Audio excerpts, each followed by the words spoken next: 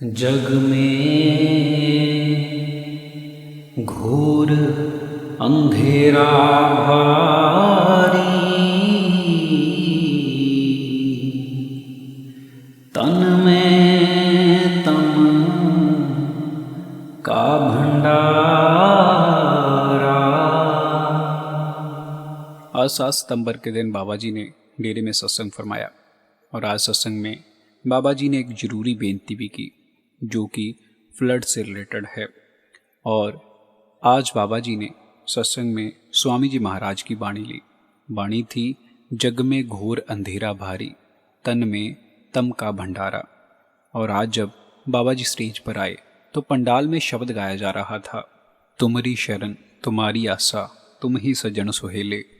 बाबा जी ने सत्संग की शुरुआत में कहा कि ये स्वामी जी महाराज की वाणी है और आप जी फरमाते हैं कि आप जी हमें कहीं पर प्रेम में, कहीं पर चेतावनी के रूप में और कहीं पर सुझाव के रूप में ये वाणी हमारे साथ साझा करते हैं।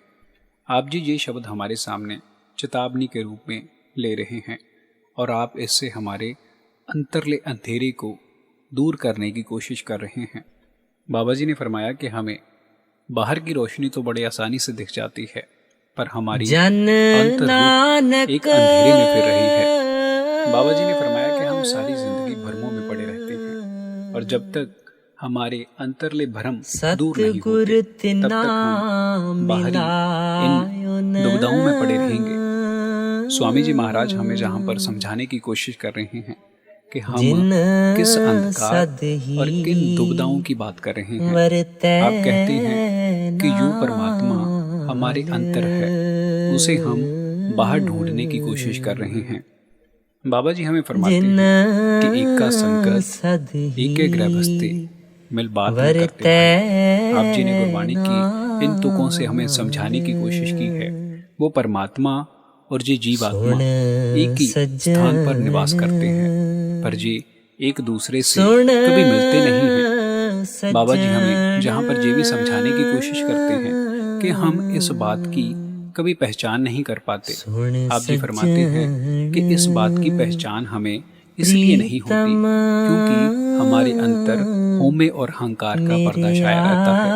इसके ऊपर आप जी ने गुरबाणी की तुक पढ़ते हुए कहा, अंतर अलख ना जाए लख्या बिच पर्दा होमे पाए रखिया। इससे आप हमें ये फरमाने की कोशिश करते हैं कि जे हमारे होमे और अहंकार का पर्दा हमें ये कभी एहसास नहीं होने देता कि वो परमात्मा हमारे अंग है, जिसके कारण हम उसे सारी उम्र बाहर ढूंढने में लगा देते हैं, जिसके कारण हम कभी अंतर्मुख नहीं हो पाते। जो कुछ भी हमें हासिल होना है वो हमारे अंतर से हासिल होना है, पर हम सारी उम्र बाहर भीख मांगते फिरते हैं। उस मालिक को जगह जगह पर ढूंढने की कोशिश करते हैं। आगे बाबा जी ने परमार्थ के बारे में हमें बड़ा खोल कर समझाया है। आप जी ने सबसे पहले सत्संग से शुरुआत की। आप जी ने कहा कि सत्संग 2 तरह के होते हैं, एक बाहरी सत्संग और एक अंदरूनी सत्संग। आप जी ने कहा ये जो बाहरी सत्संग है जी हमें बाहरी मालूमात करवाता है, जानकारी देता है कि हमने परमार्थ की राह पर कैसे चलना है। आगे आप जी ने गुरबाणी की तुके फरमाते हुए कहा कि सत्संग ताको जानिए जहाँ एक को नाम बखानिए। आप जी कहते हैं कि सत्संग में एक नाम की महिमा गाई जाती है, वो नाम हमें अंतर की तरफ जुड़ने का इशारा देता है। आगे आप जी ने सेवा के बारे में फरमाया। आप जी ने कहा हम बाहरी सेवा बड़े जी सदके करते हैं। आप जी ने कहा ये जो बाहरी सेवा है ये हमारे मन को निम्रता प्रदान करती है, हमें झुकना सिखाती है, पर जो असल सेवा है वो सुरत शब्द और भजन सिमरन की सेवा है, जिससे हमें उस मालिक का घर प्राप्त होना है। सेवा के ऊपर आगे की तुक पड़ी गई कि ये सेवा चाकरी नाम बसे मन आई। आप जी फरमाते हैं कि असल सेवा भजन सिमरन की सेवा है, पर हम सारी उम्र अपने मन के साथ उलझे रहते हैं। आप जी कहते हैं कि हम बाहरी सेवा इसलिए करते हैं कि हमारे मन के अंतर निम्रता आए, हम झुकना सीखें। आप जी ने फिर दर्शनों के ऊपर फरमाया। आप जी कहते हैं कि दर्शन एक तो अंतरले होते हैं और एक बाहरी होते हैं। हम तो बाहर देखकर कह देते हैं कि हमें आज बहुत अच्छे दर्शन हुए हैं। आज बाबा जी मैंने बड़े नज़दीक से देखे हैं। आज बाबा जी की गाड़ी बहुत धीरे चल रही थी और मुझे बहुत अच्छे दर्शन हुए हैं। बाबा जी ने कहा कि हम ये बाहरी दर्शन कर कर बड़े प्रसन्न होते हैं, पर असल जो दर्शन हैं वो अंदरूनी दर्शन हैं। आप जी फरमाते हैं कि दर्शन पेटत पाप सब नासे। आप जी फरमाते हैं कि असल दर्शनों से हमारे अनेकों जन्म के पाप खत्म हो जाते हैं। बाहर से हम सिर्फ देखते हैं। आप जी फरमाते हैं कि हम जितना चिर अपने ध्यान को अंतर्मुख नहीं करते तब तक हमें ये मुकाम हासिल नहीं हो सकता।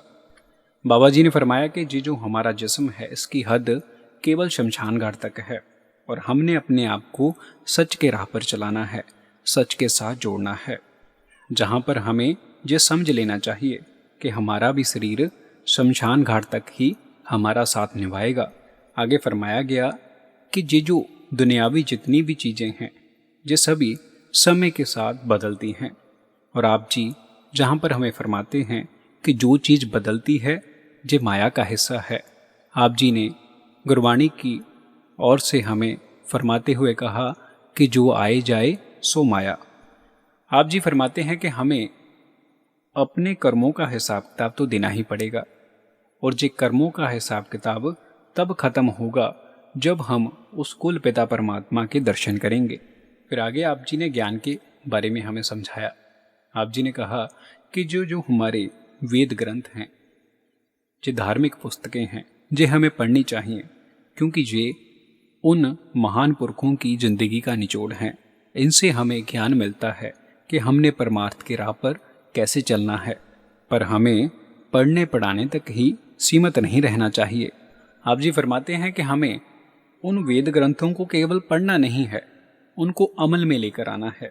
आप जी ने जहाँ पर गुरबाणी की तुक पढ़ते हुए फरमाया कि पढ़िए जेते वर्ष बरस, पढ़िए जेते मास, पढ़िए जेते आरजा, पढ़िए जेते श्वास, नानक लिखे एक गल बिच होमे चखण चाख।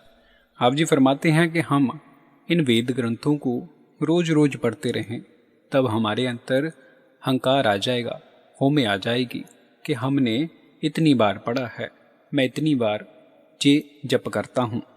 पूरी गुरबाणी में हमारे लिए एक ही हुक्म आया है। वो एक हुक्म क्या है? एक को नाम हुक्म है नानक, सतगुर दिया बजाए जियो। आप जी हमें नाम जप और नाम सिमरन की ओर इशारा कर रहे हैं कि आप अपने ध्यान को एकाग्र कर कर तीसरे तिल पर टिकाओ। और संगत जी आखिर में बाबा जी ने हमें ये फरमाया कि बारिश का माहौल चल रहा है, हर तरफ बारिश हो रही है, जिसके कारण पंजाब में कई जगह पर बाढ़ आई हुई है। ऐसी स्थिति में हमें सबकी हेल्प करनी चाहिए। हम जितनी भी किसी की हेल्प कर सकें उतना हमें योगदान देना चाहिए। सेवा कभी भी बड़ी और छोटी नहीं होती। आप जितनी सेवा कर सकते हो आपको उतनी करनी चाहिए। बाबा जी ने कहा कि ऐसे दौर में हमें ये नहीं सोचना चाहिए कि पानी अभी उसके घर में आया है, आपको उसकी मदद करनी चाहिए। हमें ये सोचना चाहिए कि अगला घर हमारा ही होगा। संगत जी हमारी आज की इस वीडियो में सिर्फ इतना ही। अगर आप इस प्रकार की वीडियो सुनना पसंद करते हो तो आप हमारे चैनल को जरूर लाइक, शेयर एंड सब्सक्राइब कीजिए। हम अपने चैनल पर बाबा जी से संबंधित वीडियोस अपलोड करते रहते हैं।